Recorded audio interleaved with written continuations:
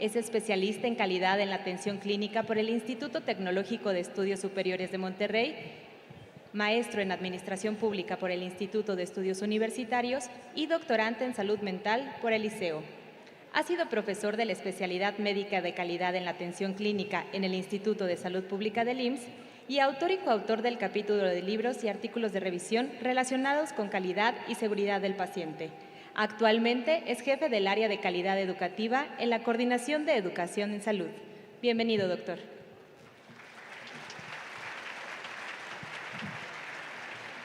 Muchísimas gracias.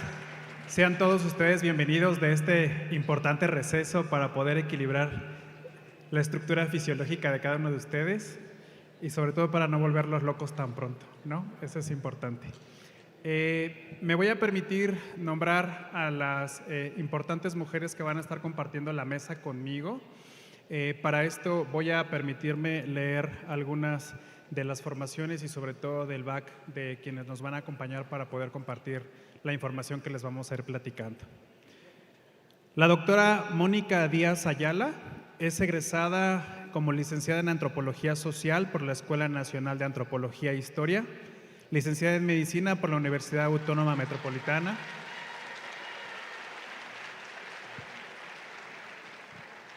que aparte trae porra de Yucatán. Es médico especialista en Medicina Familiar por la Universidad Autónoma de Yucatán, maestra en Educación y Gestión de los Centros Educativos y actualmente doctorante en Investigación Educativa. Ha desarrollado la teoría fundamentada Construcción Actitudes Humanistas con el uso de la simulación clínica como estrategia educativa. Es profesora médica del Centro de Simulación para la Excelencia Clínica y Quirúrgica de Yucatán.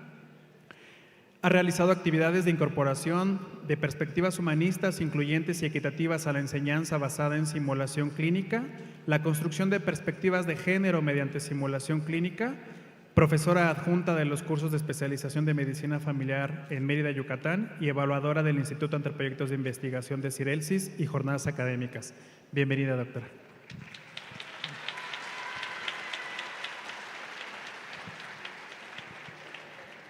En segundo lugar, quiero presentar a la doctora Carmen Verónica Warner Catalá.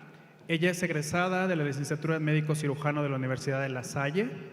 Realizó el internado en San Luis Potosí en el Hospital General de Zona número 50, su especialidad en psiquiatría en el Instituto Nacional de Psiquiatría Ramón de la Fuente Muñiz y actualmente está cursando la maestría en psicoterapia psicoanalítica por la Universidad Intercontinental. Ha participado como autora e ilustradora de los manuales de psicoeducación para investigación e intervenciones no farmacológicas para pacientes con trastornos del espectro psicótico con la Universidad de Guadalajara y con el CUCS. Actualmente se dedica a la práctica clínica privada, realiza actividades de divulgación de salud mental y además, como área de expertise, se encuentra psicoeducación. Ella es el rostro que se encuentra detrás de mentalizarte.com.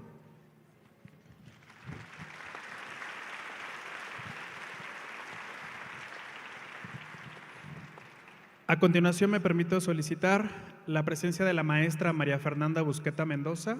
Ella es licenciada en Psicología, maestra en Psicología Clínica y Psicoterapia, cuenta con diplomados en Psicoterapia Breve, ha recibido capacitación por el Child Life Internship en el Texas Children's Hospital en Houston, ha recibido también la Certified Child Life Specialist, diplomatura en Psico-Oncología Pediátrica, diplomatura en Bioética.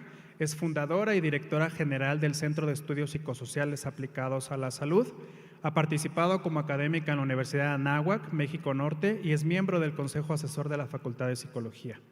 Profesora titular de diversos cursos, talleres, programas de formación, diplomados, actividades con el mismo CENEPAS y colaboración con otras organizaciones, además de ser autora en publicaciones en revistas científicas y del cuento infantil Yo quiero saber qué es la muerte.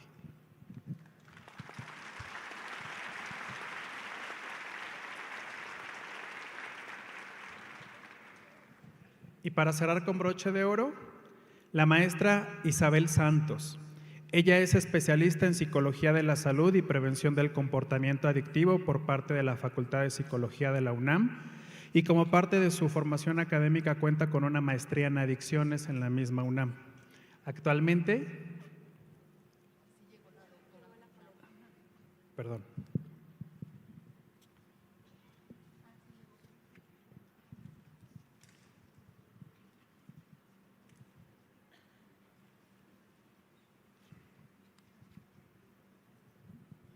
Listo, una disculpa, una equivocación. Me permito presentar a la doctora Minerva Nava Amaya. Ella es directora en Psicoterapia Familiar y de Pareja por el Instituto Regional de Estudios de la Familia, maestra en Terapia Familiar por el Centro de Posgrado de Terapia Familiar, maestra en Investigación y Desarrollo de la Educación por la Universidad Iberoamericana y licenciada en Pedagogía por la Universidad Nacional Autónoma de México. En su formación académica también incluye diplomados en Maestría de Terapia de Pareja, Terapia Narrativa, Psicoterapia Sistémica Dialógica, Diálogos Abiertos y Anticipaciones Terapéuticas. Es psicoterapia sistémico-relacional, prevención de autolesiones y suicidio, educación a distancia, gestión del conocimiento en ambientes educativos y modificabilidad cognitiva.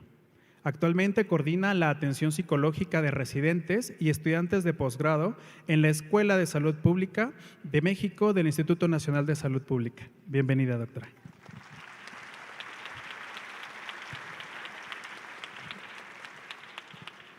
Pues encontrándome al centro de tan importantes mujeres, daremos inicio a la mesa que tenemos el día de hoy. Iré abriendo poco a poco este tema que creo que es de suma importancia para todos, en el cual ya ha habido participaciones desde el día de ayer, mencionando cuál es la importancia de la salud mental en el personal en formación. Como ustedes saben, dentro de la Coordinación de Educación en Salud, desde hace ya poco más de 2 años, a través de la experiencia de diferentes personas, he tratado de realizar actividades preventivas, proactivas, que busquen ayudar a atender temas relacionados con la salud mental del personal en formación. Compañeros de enfermería, compañeros médicos, pasantes, personas que se encuentran en servicio social, compañeros que están en técnicos, posttécnicos y todas aquellas categorías que se encuentran dentro del Instituto Mexicano del Seguro Social. Por ese motivo es que ustedes identificarán durante el programa de esta semana diversos temas, talleres y actividades que van relacionados a dotar de estrategias y herramientas para ustedes, de tal forma en que nos ayuden a atender este tipo de situaciones que se presentan dentro de las unidades médicas. Es importante mencionar, y lo iremos comentando más adelante, que la psicoeducación como una estrategia, como una herramienta que se tiene a la mano, es una de las primeras y demostradas a través de la OMS para ayudarnos a resolver uno de los principales problemas que tenemos de salud mental, no solo en la región, no solo en el país, sino en el mundo. De tal forma en que me permito hacer la primera pregunta a la doctora Warner en relación a qué entenderíamos por la salud mental en general y cuál es su importancia en el personal en formación. Bueno, buenos días a todos. Pues, ¿qué entenderíamos por salud mental? Es realmente una respuesta bastante amplia, compleja, pero yo lo definiría como la capacidad para resolver y contender contra las demandas y los estresores cotidianos en la vida de cada uno de nosotros. Quisiéramos pensar que salud mental es vivir siempre relajados y no sentir estrés y no sentir tristeza, pero esa no es la realidad. La realidad es que estar saludable en nuestra psique involucra el poder resolver de manera exitosa, equilibrada, los problemas y pues ahora sí que las vicisitudes que llegan en la vida. Evidentemente hay a veces situaciones que nos desbordan como sociedad, como puede ser una pandemia o desastres naturales o guerras, situaciones de violencia extrema, pero en la cotidianidad y en la mayoría de las vidas, la salud mental se trata de eso, de poder resolver y mantener el equilibrio, aunque haya algunos momentos de ansiedad, de tristeza, pero también momentos de alegría, de emoción, como hoy. Muchísimas gracias, Doc. Algo que mencionaba ahorita usted y es importante tenerlo en la conciencia es que existen emociones que se encuentran siempre presentes en el ser humano. Va a haber enojo, va a haber estrés, va a haber ansiedad, va a tener una persona regularmente en su vida diaria cualquiera de estas sensaciones, porque finalmente son las que nos permiten mantenernos vivos. Son las que nos ayudan a sobrevivir para cruzar la calle, para no ser atropellados, para tener esta prevención en caso de que tenga hambre o de que me pueda poner en riesgo. Sin embargo, el tema de salud mental, una vez que empieza a rebasar la normalidad o que empieza a afectar las características o la vida de las personas, es que entonces tendríamos alguna patología que sería conveniente comenzar a atender. De tal forma en que, considerando en que nos encontramos en un foro de educación, maestra Busqueta, yo le preguntaría ¿por qué es importante tener un enfoque en la salud mental en el personal en formación que se está precisamente preparando para poder posteriormente brindar atención o servicios a otras personas? Muchas gracias, doctor Tamariz. No sé si se escucha ya mi micrófono. Creo que sí, ¿verdad? Bueno, el personal de la salud está en particular riesgo por la alta carga emocional que su trabajo diario implica. El personal, cuando está en formación, no siempre les enseñan a poder identificar, validar o gestionar sus emociones. Incluso muchos de ustedes que seguramente estuvieron en la escuela de medicina, en las escuelas de enfermería, pudieron constatar que muchas veces te decían: si lloras o si eres sensible, no vas a poder llevar a cabo bien este trabajo. Tienes que ser objetivo para poderlo llevar a cabo. Y pues todo lo contrario, para poder establecer vínculos con nuestros pacientes, sí tenemos que tener una parte emocional, pero ahí es donde viene la parte de cuidar de nuestra salud mental, saber identificar signos y síntomas de algo que podría estarnos llevando a no tener una adecuada salud mental, conocer del autocuidado, que también es algo muy, muy importante, y también saber que la pandemia fue una plataforma muy importante para poner la salud mental en la mesa y saber que los sistemas de salud no funcionan sin salud mental. En diversas investigaciones se constata el hecho de que se cometen menos errores médicos cuando hay salud mental, se tiene mayor productividad cuando hay salud mental.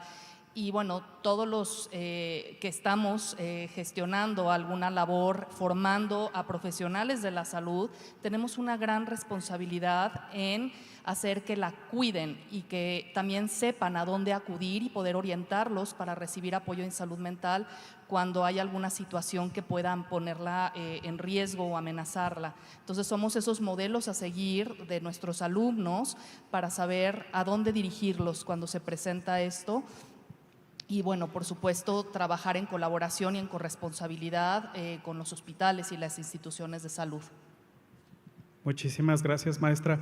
Y tratando de hacer como este ejercicio un poco más interactivo para no dejarlos dormir después de la galletita y el café, me gustaría preguntar y hacer estas aseveraciones junto con ustedes. ¿Quiénes de ustedes consideran que la salud mental es importante? Todos. Perfecto. No bajen la mano, déjenmela arriba. Ahora, bájela quien no esté trabajando en ella actualmente, al menos en la propia. Y empiezan a bajar. ¿Y quién empieza a preocuparse por aquello que está sucediendo con el personal en formación bajo su responsabilidad o con quien tienen en contacto? Genial. Eso también nos tiene que incentivar a nosotros para poder seguir trabajando. Muchísimas gracias. Y en este tema me gustaría preguntarle a la doctora Nava, considerando la participación y la experiencia del Instituto Nacional de Salud Pública, ¿cuál es el panorama actual de la salud mental en el personal en formación? ¿Cómo nos encontramos? Sí, bueno, en realidad quisiéramos que hubiera muchísimos estudios que dieran cuenta de cuál es la salud mental del personal que labora en la salud pública, pero desgraciadamente hay pocos estudios. Hay uno reciente que organizó la Organización Panamericana de la Salud en el 2022 y pues obvio después de la pandemia encontramos que en efecto hay de alrededor de un 22% que sufren depresión, ideación suicida, la segunda, y tercera, afectaciones de tipo psicológico en general. Se realizó en 11 países, entre ellos México, Y una de las cuestiones que se ve es que si bien la pandemia tuvo que ver mucho, es un evento inédito que el personal de salud tuvo que enfrentar y los médicos residentes también tuvieron que enfrentar.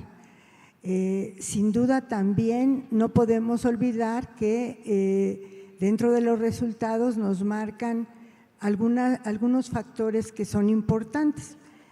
Nos marcan, por ejemplo, largas y extenuantes horas de trabajo, la escasez cada vez mayor de equipo de protección personal, la angustia, ¿no?, al convertirse en dar respuesta a todas las necesidades de salud que se tienen, la necesidad de tomar decisiones difíciles, brindar mejor atención médica, mantener equilibrio entre lo que son estas largas jornadas de trabajo, las actividades dentro del hospital y las cuestiones que tienen que ver con la familia, con los amigos, un equilibrio emocional que era necesario.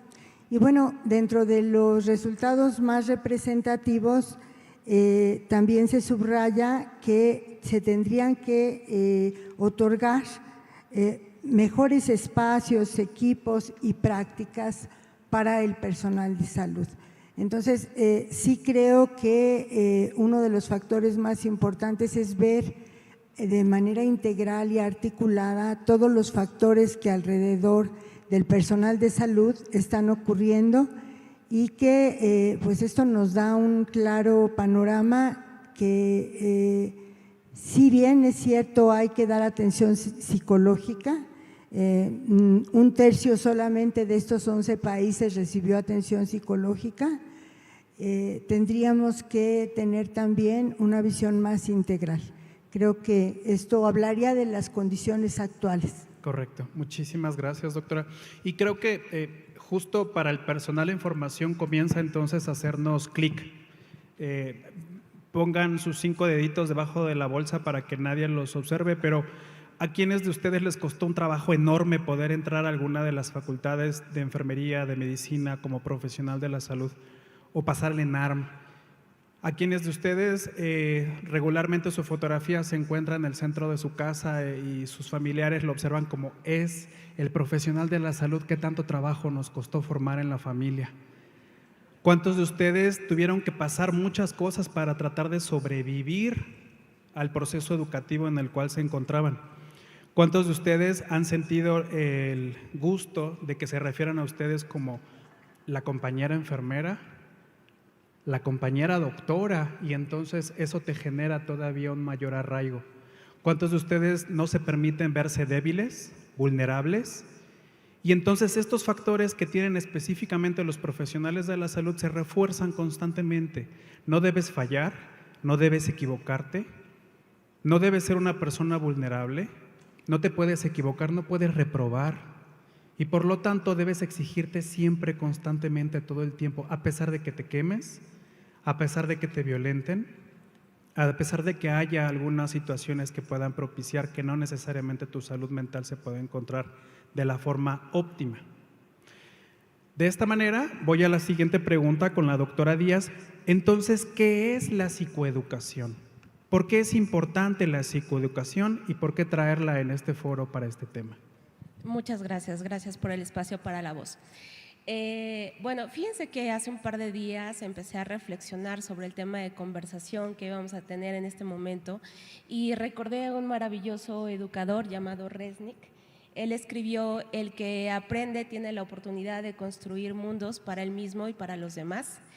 El que aprende puede elegir el camino que desee en esta existencia, incluso si el camino que elige todavía no está ahí, y puede aprender mientras lo construye. La psicoeducación es esto. La psicoeducación es construir conocimiento para edificar nuestro mundo interno. La psicoeducación es enseñar y adquirir nuevas habilidades, actitudes y destrezas para interpretar y reinterpretar nuestra realidad e incluso para construir unas nuevas y mejores si las que necesitamos todavía no están ahí. Es importante aclarar que podemos hablar de la psicoeducación desde diferentes contextos Yo intentaré aportar mi visión antropológica y como educadora. Como recurso terapéutico, la psicoeducación es una intervención a personas con trastornos o padecimientos que tienen repercusiones socioemocionales y con sus familias para favorecer el cuidado, evitar complicaciones y establecer redes de apoyo. Sin embargo, lo que nos concierne hoy, la psicoeducación como fenómeno educativo, es la búsqueda de que las personas, cualquier persona, se conozca profundamente. La psicoeducación es el acompañamiento para que nuestros alumnos se empoderen. ¿Qué significa? Pues que asuman autónoma y libertariamente el poder sobre sus propias vidas. La psicoeducación es la ayuda y el acompañamiento para que una persona sea el gestor y el constructor de su propia experiencia de vida. Pero no solo eso, la psicoeducación siembra en ese arquitecto existencial la semilla del deseo de una existencia más plena, más íntegra, más feliz, más consciente, más empática, más solidaria. Bueno, en muchos de nuestros contextos como docentes en salud, la psicoeducación es un abordaje que nos permite ayudar a los demás a entender sus emociones, a interpretarlas, a expresarlas, a autorregularlas. Nos permite también entender nuestros pensamientos, su origen e incluso nuestros patrones conductuales. Es decir, la psicoeducación nos permite enseñarle a nuestros alumnos que se puede ser hermanos de la vida. Nos permite enseñarle a nuestros alumnos que mientras más nos conozcamos y mientras mejor reconozcamos a los otros, mejor podemos vivir. Muchísimas gracias, doctora. Me permito tomar algunas ideas de importancia para trasladarlas a las siguientes preguntas. La doctora Moni hablaba del aprendizaje. Mucho desde el día de ayer se ha dicho en relación a aprendimos de una manera y hoy hay que reaprender lo que en algún momento pudimos haber adquirido.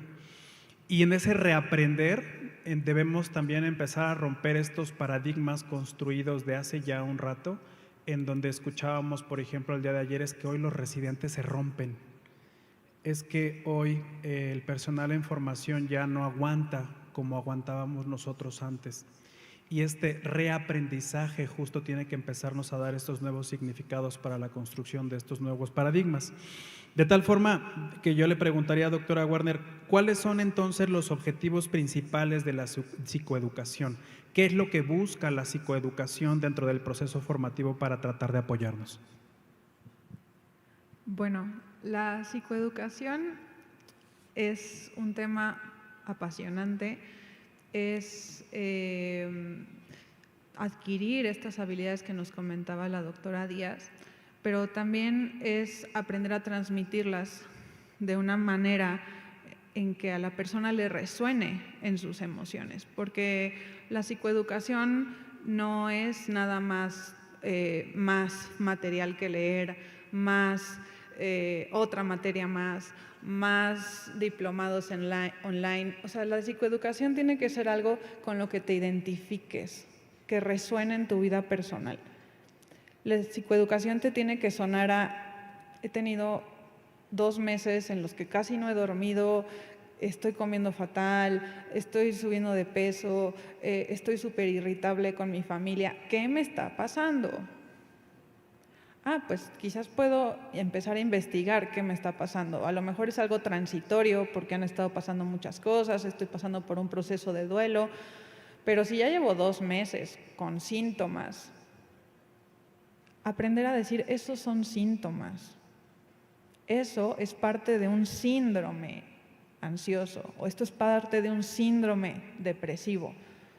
Y vale, si estoy escuchando voces en las guardias o estoy aterrorizado de que el paciente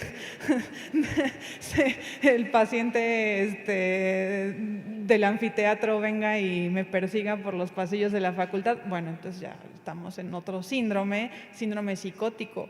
Pero la realidad es que no dormir, no comer bien, estar bajo constante estrés y las maneras en las que la sociedad ha hecho estas como salidas o desfogue a través del alcohol, las drogas, hace que los residentes y el personal en formación sea población sumamente vulnerable a la psicosis, sumamente vulnerable a episodios de ansiedad, a episodios depresivos y desgraciadamente cada vez más a ideación y ejecución suicida.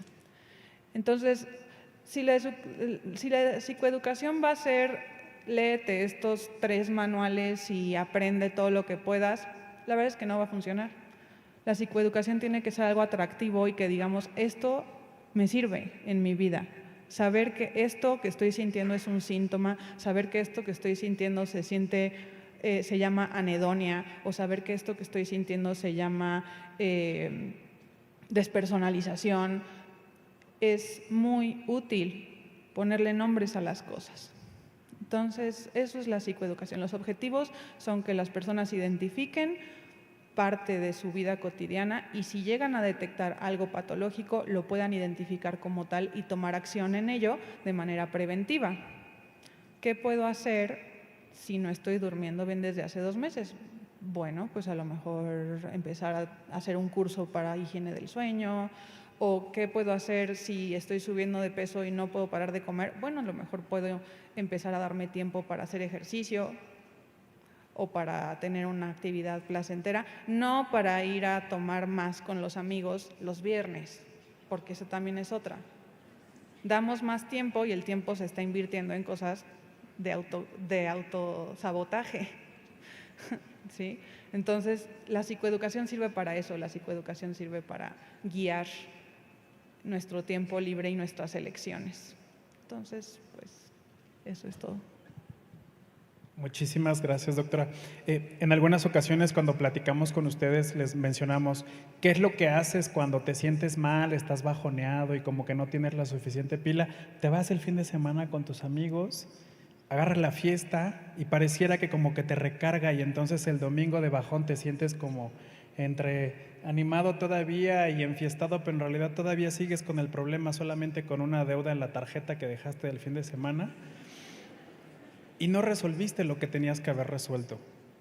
Sin embargo, ¿qué sucede cuando alguno de ustedes comienza con un dolorcito en hipocondrio derecho o febrícula y tiene todas las características o síndromes relacionados con una apendicitis? Vámonos de fiesta el fin de semana. No, espérame, a ver. Tengo que acudir con un profesional de la salud que está capacitado para ayudarme a resolver este tema en el área de urgencias, en un servicio en específico, porque este tema es un proceso quirúrgico. Entonces, ¿por qué cuando tengo un problema de salud mental tengo que acudir a tratar de resolverlo con otro tipo de pseudociencias o tengo que atenderlo a través de mecanismos que no necesariamente me van a ayudar a resolverlo en lugar de atenderlo por el medio que deberíamos estarlo recibiendo como profesionales de la salud? De tal forma en que le preguntaría, maestra Busqueta, ¿qué tipos de problemas de salud mental o trastornos son los que se pueden abordar a través de la psicoeducación? Bueno, como han estado comentando mis colegas, justamente la psicoeducación nos va a permitir llegar a las personas de una forma menos amenazante. No a todo el mundo nos gusta hablar de salud mental, todavía hay un estigma al hablar de salud mental y decimos, bueno, las personas que tienen problemas de salud mental literal están locos o miles de etiquetas que se ponen en diferentes contextos.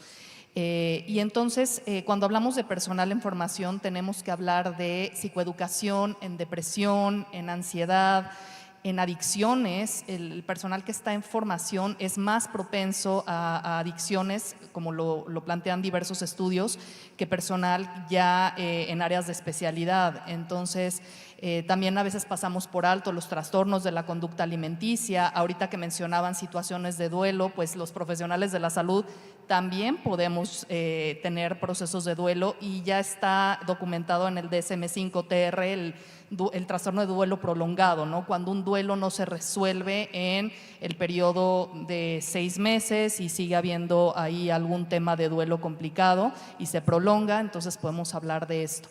Pero también no dejar de lado síndromes que, aunque no representan trastornos mentales, sí tenemos que hablar de ellos. El síndrome de burnout, ¿no? Esta condición, este síndrome psicológico por una sobrecarga de trabajo o por estresores crónicos, emocionales o interpersonales en el trabajo. Si la sobrecarga de trabajo excede nuestra capacidad para poder cubrir estas demandas, pues se va a presentar el síndrome de burnout, y si a eso se le suma un ambiente laboral complicado, pues vamos a tener mayores problemas. La fatiga por compasión o el desgaste por empatía, que también lo llaman así, que es imposible no identificarnos con las historias de sufrimiento, de dolor de nuestros pacientes, y llega un momento en que nos sentimos que ya no tenemos más capacidad para poder atender las necesidades de nuestros pacientes. Estamos ya completamente drenados a nivel emocional. El trauma vicario o estrés traumático secundario, en donde los profesionales de la salud nos volvemos estas víctimas indirectas del trauma que vemos en nuestros pacientes, el sufrimiento. Algo que traumatizó muchísimo a los profesionales durante la pandemia fue ver a pacientes morir en soledad, cuando sus familias no podían acompañarlos y despedirse y llevar a cabo un proceso de duelo apropiado. Hace rato que también decían la toma de decisiones, y ahí tenemos otra condición que es la herida o la angustia moral. El tener que tomar decisiones o ser testigo de estas decisiones cuando no empatan con nuestros valores o código moral. Esto también se visibilizó muchísimo en la pandemia, pero siempre está presente en áreas médicas o de enfermería, que es, por ejemplo, tener que asignar un respirador, como lo fue en la pandemia, que se contaban con pocos recursos y se tenía que decidir a quién se le otorgaba. Se generaban situaciones de angustia moral y una culpa paralizante para el personal. Entonces, son todos estos trastornos y síndromes los que tenemos que abordar a través de la psicoeducación y aprender a identificar signos y síntomas. Si yo empiezo a tener una actitud cínica con mis pacientes, igual digo, ya no me está gustando mucho mi profesión, pero a lo mejor no sé que estoy sufriendo de burnout. En 2016 empecé a hacer una investigación de burnout y me sorprendió en ese momento saber que muchos médicos no tenían ni idea de lo que era el burnout. Las enfermeras sí. Hoy todos sabemos que es el burnout porque también se visibilizó gracias a la pandemia.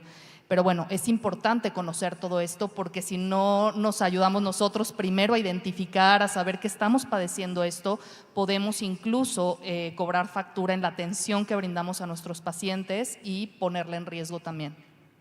Muchísimas gracias, maestra. Y haciendo un poco de énfasis en esta importancia del conocer, es uno de los motivos por el cual se incluye como una de las ponencias principales para generar esta sensibilización en ustedes, esta autoidentificación y sobre todo empezar a generar esta resonancia del tema en cada uno de sus nichos de oportunidad, a fin de que puedan empezar a identificar qué es lo que tengo que hacer, cómo lo puedo lograr, cuáles son las actividades que podríamos estar llevando a cabo, y también tratar de realizar intervenciones de manera un poco más específica. De tal forma, ligándolo a la siguiente pregunta, doctora Nava, le preguntaría, ¿cómo se desarrolla entonces una estrategia, un plan, un programa de psicoeducación para que se pueda considerar efectivo? Sí, existen diferentes tipos de intervención psicoeducativa, dependiendo de varias cosas, dependiendo del tipo de problemática, dependiendo del equipo de especialistas que se tenga, dependiendo de dónde se realice, incluso dependiendo del tipo de terapia que se requiera para dar acompañamiento emocional o algún problema.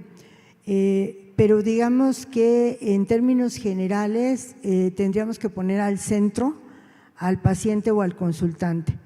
Es importantísimo porque en realidad la psicoterapia ha tenido pues, diferentes tipos de momentos, y en la actualidad uno de los factores más importantes es poner al centro al paciente. Tratar de que tenga una participación activa. Como decía la doctora Warner, hay una situación que tiene que ver con que sepa, que tenga información acerca del tipo de padecimiento, enfermedad o problema emocional que se está presentando, porque es muy importante que reflexione muy bien lo que esto significa y que le dé un resignificado en todo lo que tiene que ver con la participación que se requiere para su propia intervención más y solución. También es importante que tengamos en cuenta que la familia debe de estar acompañando estos procesos y a veces incluso se realiza no solamente una intervención de tipo individual, se realiza una intervención de tipo familiar y una intervención de tipo comunitario. El de tipo comunitario es muy efectivo cuando encontramos que la misma problemática es compartida por varios y entonces hay la posibilidad de que podamos compartir esta experiencia como una experiencia que va a resignificar esto que se ha detectado. En el caso, por ejemplo, de estudiantes de residencia, es más de tipo individual, pero es con la intención de que ellos participen y el acercamiento es un acercamiento cálido, respetuoso, no valorativo en el sentido de no juzgar, no etiquetar, no clasificar. Creo que en ese sentido una de las cosas que se ha ganado en el ámbito de la psicoterapia es que se ha abandonado esta parte de la consejería, de dar recetas o indicaciones y el programa se va co-construyendo junto con el consultante, el paciente o los grupos. Hay un programa al final, pero es un programa que nos permite tener como un guión para intervenir y en él tienen que participar necesariamente tanto el paciente como los núcleos centrales, familia, amigos, comunidad. Gracias. Muchísimas gracias, doctora. Aquí quiero hacer énfasis en algo de suma importancia, considerando en que, de acuerdo a estadística nacional e internacional, no existen profesionales de la salud mental suficientes para atendernos a todos. Hoy en día es un tema que se trabaja ya en diversas mesas, de hecho dentro del mismo instituto se han hecho ya muchos esfuerzos relacionados, incluida la generación de una coordinación específica de salud mental. Sin embargo, actividades como la psicoeducación se encuentran en esta base de la pirámide en la cual podemos participar todos. Al igual que como otros temas relacionados a la salud, el segundo y el tercer nivel se encuentran ya en una carga bastante avanzada de trabajo y con una suficiente cantidad de personas para poder ser atendidas. De tal forma en que la misma OMS genera a través de la psicoeducación, la implementación de este tipo de estrategias y actividades, la oportunidad de que todos y cada uno de nosotros podamos participar de manera activa. En ese momento la doctora Nava mencionaba a la persona como consultante y como persona que puede recibir la atención uno a uno. Sin embargo, también existen muchas actividades que podemos desarrollar como equipo, que también mencionaba muy oportunamente, en comunidad. Actividades que podemos hacer en línea, como los conversatorios, actividades que podemos hacer grupales, con algunos representantes o con personas que tienen la capacidad de poder llevar este tipo de acciones de manera grupal, pero que también nosotros podemos irla sensibilizando y promocionando para tratar de atender de manera estandarizada, grande, dentro de esta base piramidal, para tratar de ofrecer los mejores resultados y ayudar a aligerar esta carga específicamente relacionada a la salud mental. De tal forma en que le preguntaría, doctora Díaz, ¿cuáles son algunas de estas estrategias comúnmente utilizadas en la psicoeducación? Bien, gracias. Bueno, de nuevo desde la perspectiva docente, me gustaría enfatizar que en los últimos 5 años aproximadamente, de manera muy evidente, han surgido nuevos enfoques, estrategias y teorías que nos orientan a acompañar a nuestros alumnos al logro de competencias de egreso. Incluyendo en muchas de nuestras experiencias educativas el aprendizaje socioemocional. Un fenómeno curioso es que contamos con esta corriente, el Social Emotional Learning, desde la década de los 80, sin embargo hoy tiene más auge que nunca. Para mí esto significa que quienes enseñamos en salud Hoy estamos más conscientes que nunca que es correcto, necesitamos desarrollar en nuestros estudiantes estas competencias cognitivas, también estas competencias procedimentales, pero a quienes enseñamos en salud nos urgen que estas competencias, que este bagaje de conocimientos, que esta habilidad procedimental se exprese en nuestro ejercicio profesional de manera integral y congruente con la empatía, la responsabilidad social, el autoconcepto, la motivación, solo por mencionar muchos de los fenómenos que incluyen al aprendizaje socioemocional. Sin embargo, antes de ejemplificar las estrategias, me gustaría desmitificar lo que se requiere para psicoeducar. Si bien es cierto que como docentes estamos comprometidos con la propia educación continua y lo ideal sería profesionalizarnos en áreas específicas como esta, lo cierto también es que ya psicoeducamos cuando construimos ambientes de aprendizaje seguros, libres de violencia, por ejemplo, cuando compartimos con nuestros alumnos perspectivas de trato digno, de género, de equidad, cuando los alentamos a expresar sus emociones y los escuchamos con respeto, cuando los enseñamos a establecer metas, a planificar, cuando los enseñamos a resolver problemas, ya estamos psicoeducando. Esa es la estrategia para psicoeducar. Así que traigamos a estos fenómenos del aprendizaje socioemocional a nuestros ambientes formativos y a nuestras experiencias de aprendizaje.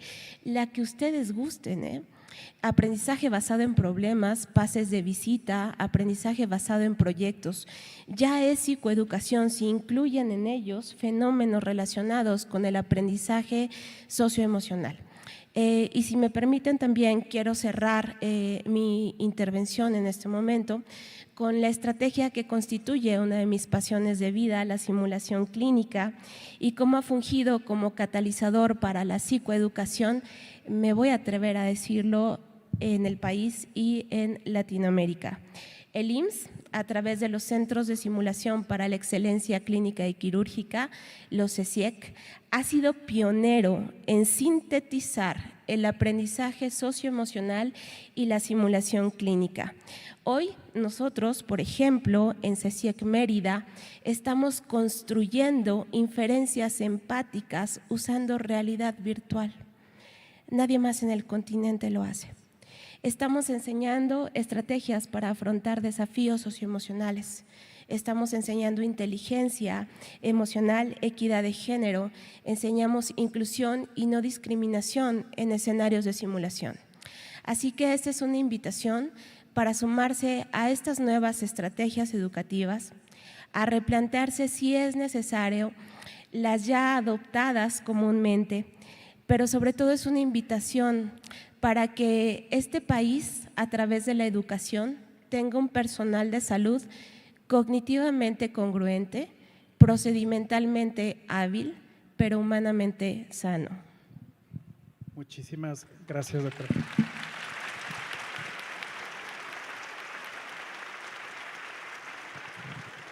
Me sumo a la felicitación al Centro de Simulación y las actividades que realizan y aprovecho el spot para hacer la promoción para el Centro de Simulación de Guadalajara, Jalisco y el de Ciudad de México para que también puedan hacer uso de estos espacios, esperando que próximamente podamos tener los nuevos centros en funcionamiento también para ustedes. Aunado a esta estrategia de inclusión de temas socioemocionales en este aprendizaje, también quisiera empezar a identificar a aquellos que aún tengan resistencia para tratar de implementar este tipo de temas.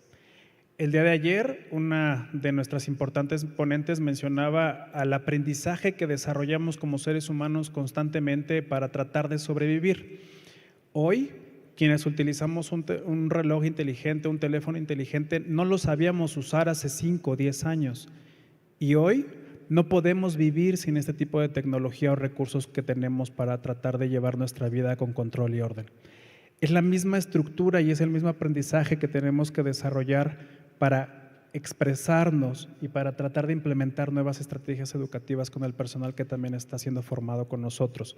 Son estas las estrategias que tenemos que empezar a implementar para mejorar el proceso educativo en el que nos estamos desarrollando y sobre todo incluyendo estrategias socioemocionales que puedan enriquecer todavía más este objetivo. De tal forma en que, doctora Warner, le preguntaría, ¿qué habilidades o conocimientos se espera entonces que las personas en formación adquieran a través de la psicoeducación?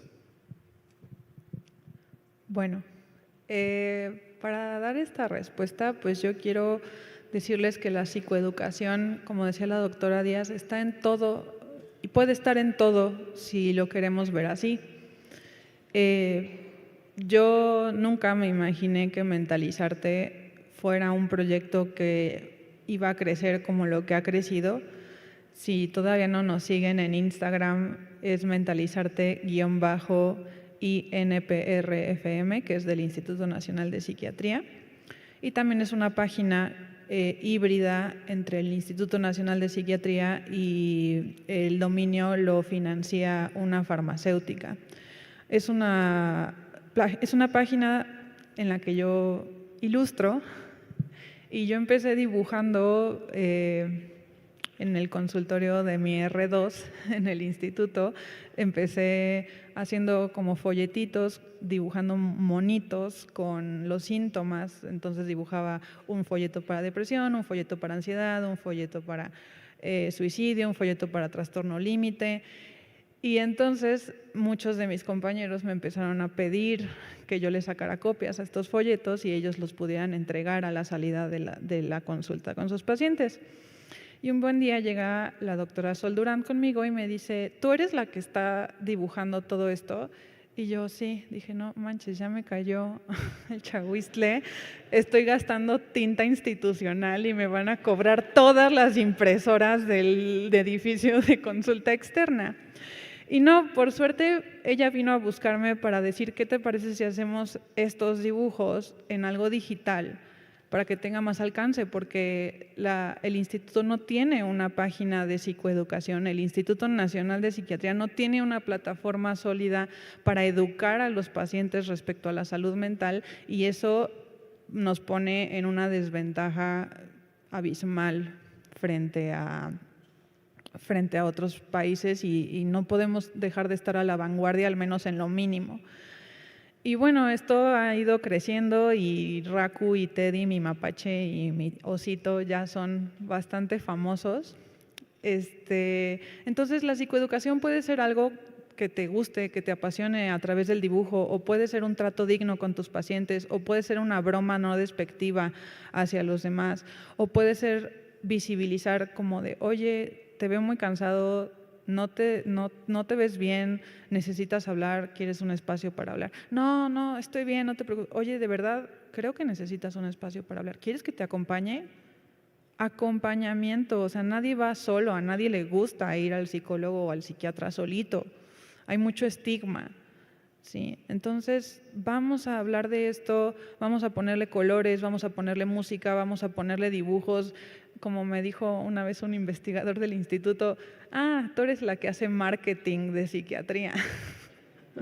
Entonces sí, a lo mejor tengo que volver más popular la salud mental para que sea más atractiva, pero psicoeducar puede ser desde cómo nos levantamos y nos dirigimos a nuestros familiares en la mañana y a nuestros hijos y cómo nos autocuidamos. Si estamos saturados de cosas, como yo, que a veces no me autocuido en mi agenda, ¿no? Tengo que decir, a ver, tengo que ordenar esto, tengo que darme un espacio para ir a nadar, tengo que darme un espacio para ir a la carrera este domingo, el 8 de octubre en el Foro Sol de Mentalizarte. Y pues hacer eso y ya, porque ya me comí mi tiempo. Muchísimas gracias. Aquí quisiera destacar un poco acerca de la monitorización en la cual podemos participar todos y cada uno de nosotros. Primero, identificando cuáles son las señas, características y las consideraciones específicas que pudieran delimitar que una persona se encuentra bien a una persona que deja de comer, que comienza a marcársele cada vez más la ojera, que comienza a parecer más dispersa en el momento en el que se encuentra, de lo cual algunos de ustedes ya son muy expertos con algunos de los chicos en formación con los que tenemos, y entonces dices, este ya no está como regularmente estaba. Vente para acá y vamos de una vez a platicar, o te voy a llevar de una vez para que te puedan atender. Ahí estamos haciendo promoción de la segunda carrera por el bienestar y la salud mental organizada por el Instituto Nacional de Psiquiatría. Y como parte de estas intervenciones, quisiera ahora preguntar entonces a la doctora Busqueta, ¿cómo influye la psicoeducación en la vida colectiva y en los profesionales de la salud? ¿Cómo es que afecta esta forma en cómo trabajamos los profesionales de la salud unos con otros? ¿Y cuál es la importancia del establecimiento de acciones desde el punto de vista de la psicoeducación? Bueno, pues es muy importante tomar en cuenta todo lo que han venido diciendo, o sea, en el colectivo, cómo los profesionales de la salud se relacionan entre sí. Y ahorita que mencionaba la parte de la monitorización, es algo que constantemente se menciona en las investigaciones. Una de las formas de poder orientar a profesionales de la salud a recibir servicios de salud mental es la monitorización de sus colegas. No sé si ustedes recuerdan, el año pasado en una competencia de nado sincronizado, una nadadora, Anita Álvarez me parece que se llama, de repente estaba haciendo su rutina y de repente ya no salió a la superficie. Su entrenadora de inmediato supo que algo estaba pasando. ¿Por qué? Porque la conocía muy bien.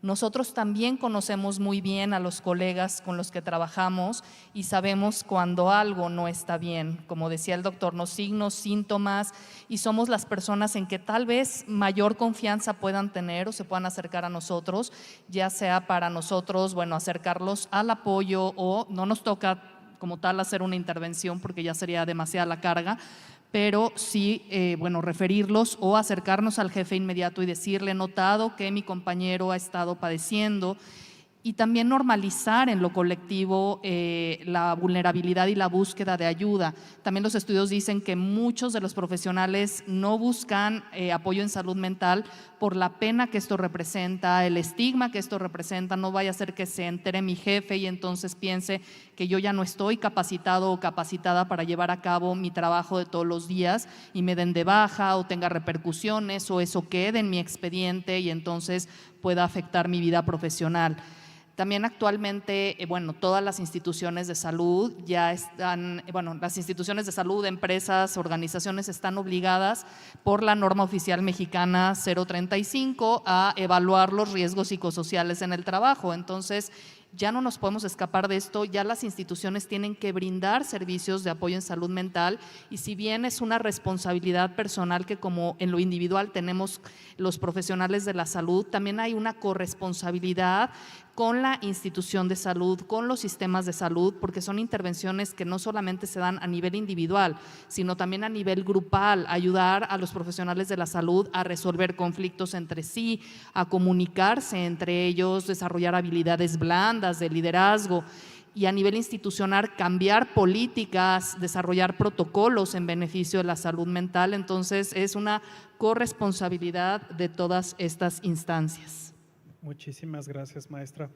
En la siguiente pregunta, con la intervención de la doctora Nava, le preguntaría cuál es el papel entonces de aquellos que participamos en el proceso de formación de los recursos humanos y de los profesionales de la salud en general respecto a la psicoeducación. Sí, una parte muy importante es lo que ya mencionaban antes, o sea, para que haya cambios en cuestiones de salud, salud emocional, salud física incluso, es importantísimo que consideremos que todo lo que es aprendizaje es una variable interna y que la motivación también es una variable interna. Y esto significa que participe el educador en el propio cambio que pretende generar. En los ambientes de aprendizaje, si se quiere hacer un cambio en que los estudiantes, por ejemplo, no asuman tanto contenido y desarrollen capacidades para analizar, para pensar, para reflexionar, el educador también tiene que hacer ese proceso interno de tal manera que estas capacidades le permitan empezar a generalizar en los diferentes ambientes de formación. Uno de los factores más importantes, incluso la variable quizá más pesada cuando se forma, es el ambiente. Es un ambiente que da confianza, da seguridad, permite la participación y expusieron antes que nosotros y decían cómo en ciertas carreras de salud se ha creado esta imagen de que aprender es sacrificio, aprender es desvelo, aprender es estar horas largas con contenidos interminables, y a lo mejor lo que tenemos que empezar a hacer como educadores es empezar a desarrollar capacidades en vez de tantos contenidos acumulados y hacer que los sujetos que aprenden puedan investigar, analizar, comparar, reflexionar, hacer juicios de valor, etcétera, que lo que hace es que tengan un aprendizaje autónomo y permanente durante toda la vida. Pero claro, para lograr esto necesitamos educadores que lo hayan logrado también, no podemos dar lo que no tenemos. Entonces, en ese sentido, yo creo que la psicoeducación tendría que ir ahí, a generar ambientes favorables para el aprendizaje, a quitar ese mito de que aprender es un sacrificio y ver el aprendizaje como algo que puede ser disfrutable, agradable, que puede ser algo que no necesariamente merece esa rigidez y ese comportamiento de si lo sufrimos nosotros, pues lo tienen que sufrir los otros. O sea, creo que esa sería una práctica muy sana, tanto para el educador como para el que se forma, y apostarle a que en una época donde hay una gran revolución tecnológica, se abren muchísimas fuentes de información, fluctuación de contenidos, seamos mejor los formadores, los que desarrollemos ciertas capacidades en nosotros y en las personas que formamos para que tengamos la posibilidad de tener un aprendizaje más autónomo, más autoorganizado y más autorregulado. Muchas gracias, doctora. Y prácticamente para cerrar con esta última pregunta, le pediría a la doctora Díaz, ¿cuáles son los recursos o herramientas que identifica de manera institucional que nos permitirían favorecer la psicoeducación en el personal en formación? Bien, pues debo confesarles que muchas veces no puedo evitar escucharme utópica, pero creo que el momento lo amerita. Cuando vi todas esas manos levantadas, simbolizando la preocupación por sus alumnos, por sus residentes, por sus pasantes, no pude evitar pensar que nosotros y nosotras somos este primer recurso que contamos para favorecer la psicoeducación. Espacios como este que nos involucran y nos invitan a psicoeducarnos y psicoeducar a los demás son ya también un recurso. Así que teniendo claridad en esto, podemos observar que el instituto tiene una oferta increíblemente amplia e increíblemente diversa respecto a la psicoeducación. Por el tiempo me sería imposible hablar de todo lo que ofrecemos. Tenemos recursos tanto presenciales como virtuales. La mayoría están disponibles en los portales del instituto, sobre todo los que están relacionados con la coordinación de educación en salud. Solamente por poner algunos ejemplos, tenemos Educateca IMSS que nos orienta para el cuidado, tenemos el apoyo de la plataforma CIESAVI, de hecho en este momento hay en curso una experiencia educativa en línea sobre la salud mental. Tenemos también la plataforma CICAVI, donde hay formación continua sobre liderazgo, comunicación efectiva, manejo del estrés, adaptabilidad. Tenemos la fortuna de contar con vínculos valiosísimos como CENEPAS, por ejemplo, que nos ha dado también ya capacitaciones maravillosas sobre autoconocimiento, desarrollo profesional y ética, ciertamente es una fortaleza para nosotros. El doctor Tamariz mencionaba hace un momento, de manera mensual podemos aproximarnos a estos conversatorios para la salud mental que han sido imprescindibles para despertar conciencia sobre temas vitales en los ambientes de formación, como cómo conectarse con la vida, cómo prevenir el suicidio, cómo luchar contra el estigma en la salud mental, que por cierto también tienen ya su canal en Spotify. Es un buen recurso, podemos descargarlo y hacer uso de ellos. Y bueno, nuevamente, no puedo cerrar mi participación sin traer a colación a los centros de simulación para la excelencia clínica y quirúrgica. Y les ofrezco una disculpa anticipada porque en honor al trabajo en equipo de los que favorecen su funcionamiento, no puedo ser modesta al respecto. Hoy podemos decir que en México se palpa tangible y profundamente la psicoeducación basada en simulación clínica. Contamos con escenarios que enseñan y facilitan que nuestros participantes identifiquen sus emociones, las expresen, las autorregulen. Con psicoeducación y simulación clínica estamos trasladando a escenarios de simulación la construcción de actitudes humanas, sociales y culturales relacionadas con la salud, como empatía, responsabilidad social, autoconciencia e incluso la humanización del ejercicio en los ámbitos de la salud, donde nuestros participantes dignifican al paciente y redignifican su propio ejercicio profesional en el proceso de enseñanza-aprendizaje. Eso es psicoeducación. Muchas gracias. Al contrario, doctora.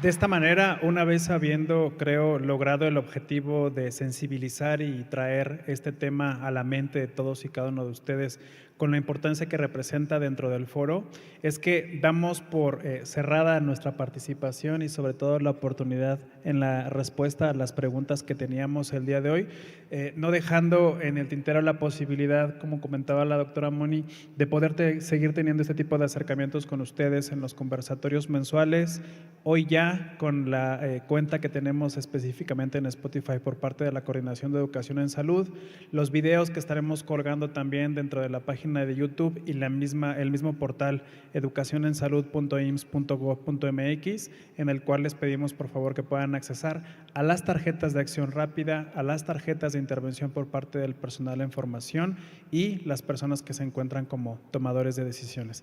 De tal forma en que les pido por favor se puedan poner de pie para brindarles un caluroso aplauso y sobre todo su reconocimiento. Agradecemos la valiosa participación de nuestros ponentes y hacemos entrega de sus reconocimientos.